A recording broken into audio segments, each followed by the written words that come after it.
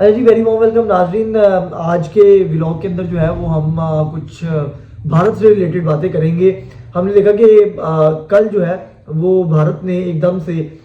رات میں ان کے ایک اکاؤنٹ نے ایک پروپیگنڈا شروع کیا جس کو بعد میں اوبویسلی پاکستان کے اندر جو مودی کے پیروکار ہیں تحریک انصاف والے، اور خاص طور پر تمام تحریک انصاف والے تو نہیں لیکن جو باہر بیٹھا ہوا ان کا یوٹیوبر کا گروپ ہے اور جو پاکستان کے اندر موجود سو کالڈ اپنے آپ کو جرنلسٹ کہتے ہیں یا کہتیاں ہیں، اس کے اندر 2-3 فیمیلز بھی شامل ہیں جو ہر انڈین پروپیگنڈے کو ساتھ ہی جو پی ٹی آئی کے حق میں ہو یا حکومت کے خلاف ہو وہ فوری اس کو پھیلاتی ہیں سو کالڈ خبر کی صورت میں. تو بہرحال انہوں نے یہ جو ہے وہ پروپیگنڈا شروع کیا کہ جی شہباز شریف صاحب جو ہے ان کو ٹائم دیا گیا تھا لیکن پوٹن ان سے ملاقات کے لیے نہیں آئے، 40 منٹ ویٹ کروایا گیا اور اس کے بعد جو ہے وہ سفارتی آداب کو روندتے ہوئے شہباز شریف صاحب جو ہے وہ چلے گئے پیوٹن اور اس کی ملاقات کے لیے. اردگان کی جو ملاقات ہوتی اس کے درمیان انہوں نے جمپ ان کیا. اچھا، ایک تو یہ کہ جو شہباز شریف سے متعلق یہ ساری خبر ہے کہ جی ان کو 40 منٹ انتظار کروایا گیا اور وہ پھر بغیر اجازت کے اندر چلے گئے، یہ تمام لگی ایک جو ہے وہ انڈیا کے اکاؤنٹ کے اوپر، ٹویٹر اکاؤنٹ کے اوپر جس کا نام ہے RT انڈیا. اچھا، RT جو ہے وہ رشیا کا آلریڈی ایک یعنی کہ نیوز آؤٹ لیٹ ہے جس کے آگے انڈیا لگا کے سیم لوگو لگا کے انڈیا لکھ کے، تو یہاں سے یہ خبر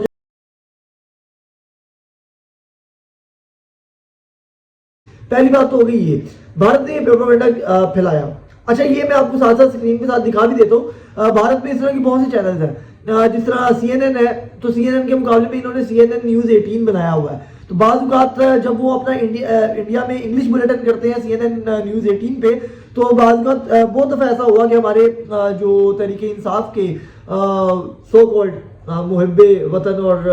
جمہوریت کے چیمپئن ہیں، انہوں نے یہ کہا جی CNN نے یہ خبر چھاپی ہے یا CNN نے یہ خبر چلائی ہے، تو اوپر جو ہے انہوں نے 18 چھوٹا سا لکھا ہوتا ہے. تو ایک یہ سین تھا. اسی طریقے سے یہ فیک ایک اکاؤنٹ بنایا گیا جو کہ بڑا پرانا ہے، شاید اس کا نیم چینج کیا گیا یا کیا کیا گیا. تو بہرحال اس طریقے سے یہ خبر پھیلائی گئی اور پھر ان کو پتا ہے کہ اس طرح کی کوئی بھی خبر ہوگی تو اس کو جو ہے وہ مزید تقویت دینے کے لیے شہباز گل بھی بیٹھے ہوئے ہیں، شہزاد اکبر بیٹھے ہوئے ہیں، عادل راجہ بیٹھے ہوئے ہیں، ہمارے یہاں پہ پاکستان کے اندر جو سو کولڈ ایکٹیوسٹ ہیں تحریک انصاف کے جو کہتے ہیں اپنے آپ کو جرنلسٹ ہیں وہ ہے، کچھ فیمیلز بھی ہیں اس کے اندر. نام میں ابھی اس لیے نہیں لے رہا کہ پھر وہ ایک عورت کارڈ بھی نکل آتا ہوتا ہے. تو بہرحال یہ ایک تو چیز ہوگی، لیکن سب سے امپورٹنٹ چیز کیا ہے اس میں؟ امپورٹنٹ چیز یہ نہیں ہے کہ فیک نیوز پھیلائی گئی ہے. اس کے بعد ہوا کیا کہ شہباز شریف اور پیوٹن کی کس طریقے سے ملاقات ہوئی ہے وہ بھی آپ پہلے یہ دیکھ لیں کہ کس خوشگوار موڈ میں ہو رہی ہے. اگر سفارتی آداب کو توڑا جائے تو پہلی بات تو یہ کہ ہمیں کوئی انڈین آؤٹ لیٹ کا سہارا لینے کی ضرورت نہیں ہے. اگر پاکستان کے پرائم منسٹر کسی سفارتی آداب کی خلاف ورزی کرتے ہیں تو وہ خبر CNN اوریجنل سے لے کے آپ کہہ لیں کہ BBC تک، BBC سے لے کے انڈیپینڈنٹ تک ہر جگہ پر لگ جاتی ہے. کسی انٹرنیشنل آؤٹ لیٹ پہ اس طرح کی کوئی خبر نہیں لگی. خبر کیا لگی؟ خبر یہ لگی ہے کہ جی شہباز شریف کی اردگان سے اور پیوٹن سے ملاقات ہوئی ہے. اچھا، سب سے پہلے تو آپ یہ ملاقات دیکھیں، جو ویڈیو ہے وہ میں آپ چلاتا ہوں تاکہ آپ کو پتہ لگے کہ کیا ایک ایسے ماحول کے بعد کہ جب ایک ملاقات چل رہی ہے روس کے صدر کی اور ترکی کے صدر کی جس کے اندر 40 منٹ ویٹ کروانے کے بعد بغیر اجازت کے سفارتی آداب کو روکتے ہوئے شہباز شریف جو ہے وہ جمپ کرتے ہیں، تو کیا وہ ملاقات اس طریقے سے ہوتی ہے اس ماحول میں ہوتی ہے جس طریقے سے شہباز شریف اور پیوٹن مل رہے ہیں؟ پہلے آپ یہ ویڈیو دیکھیں.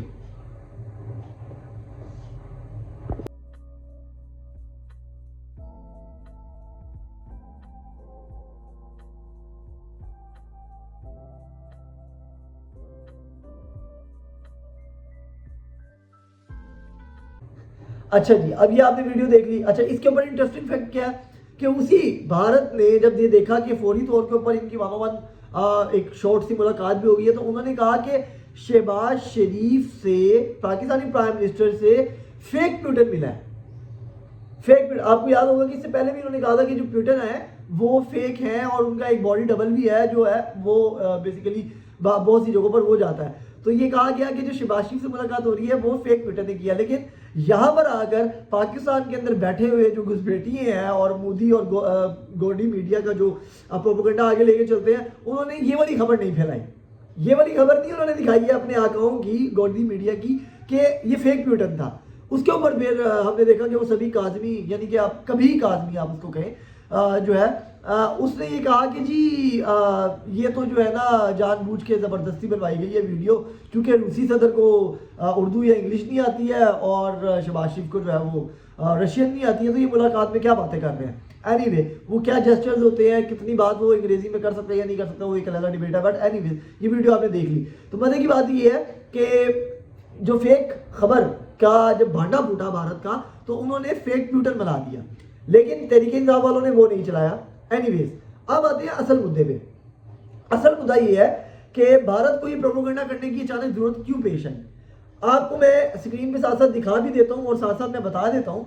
कि भारत के अंदर बहुत बड़ी डेवलपमेंट हुई है जो कि उनकी फोर्सेस को लेके है। और आप यकीन माने कि रिसेंट पास्ट हिस्ट्री में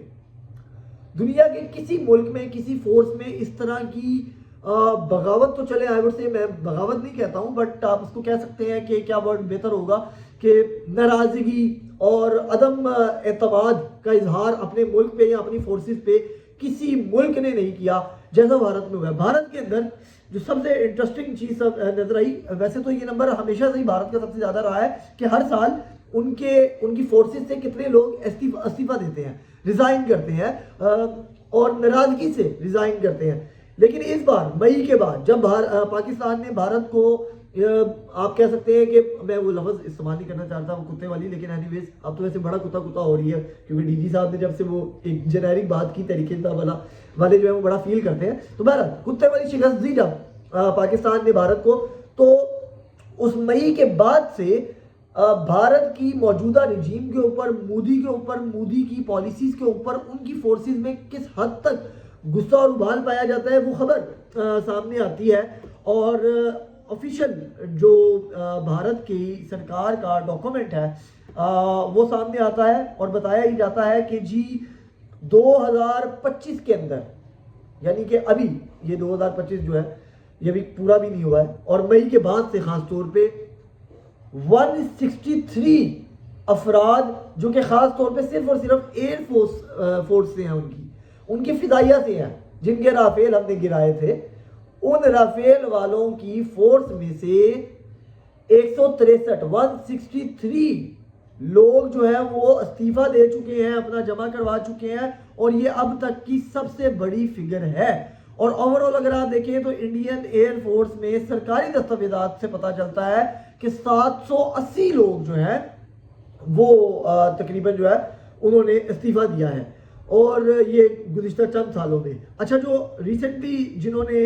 इस्तीफा दिया है उसके अंदर इनके तकरीबन आप कह लें कि फाइटर जो पायलट्स हैं वो भी शामिल हैं, और जनरल ड्यूटी पायलट जो है वो भी इसके अंदर जो है वो शामिल हैं। और जो रिसेंट ये मई के बाद से वो बता रहे हैं कि ये जो आप स्क्रीन पे भी चल रहा है कि इसके अंदर जो रीज़न हमारे की सोर्सेज बता रहे हैं, जो सामने आ रही है कि फोर्सेज ने इस्तीफा देने की सबसे बड़ी वजह ये थी कि मई की जंग के अंदर जब पाकिस्तान ने भारत को अंदर घुस के मारा, और इनके तकरीबन 270 के करीब ही आप कह सकते हैं 270 के करीब हमें फिगर उस वक्त पता लगा था कि जो फौजी थे उनके वो जान से चले गए, जान हक हो गए। तो इन लोगों ने उनकी ऑफिशियली फौजी एजाजात के साथ, फौजी रसूमात के साथ, एक मिलिट्री एजाजात के साथ, एक कौमी एजाजात के साथ ना तो उनको सलामी दी ना उनको ऑन किया, जिसकी वजह से कई अरसा पहले तो उनकी फैमिली को ये कहा जाता रहा कि जब मामला ठंडा होगा तो हम इनको रिकॉग्नाइज करेंगे और उसके बाद जो है वो फिर इनको एजाजात भी देंगे। मगर अब आके ये हुआ कि जब ये मामला बिल्कुल वो टाल मटोल की तरफ जाने लगा और गवर्नमेंट ने इसके ऊपर रिस्पॉन्स देना बंद किया उन फैमिलीज से, तो फिर एयरफोर्स के अंदर जो है ये बगावत आप कह लें, ये नाराजगी कह लें, ये सामने आई, और उन्होंने कहा कि हम इस फोर्स का मजीद हिस्सा नहीं लेंगे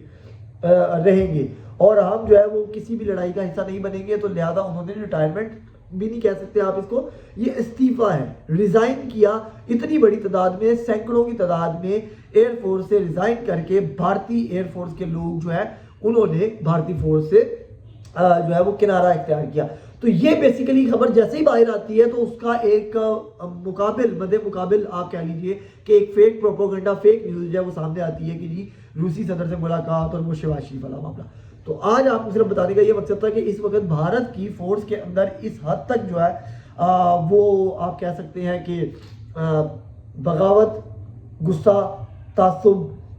جو ہے وہ بھر چکا ہے، اور خاص طور پہ جنگ ہارنے کے بعد ان کا جو morale ہے وہ ڈاؤن ہے.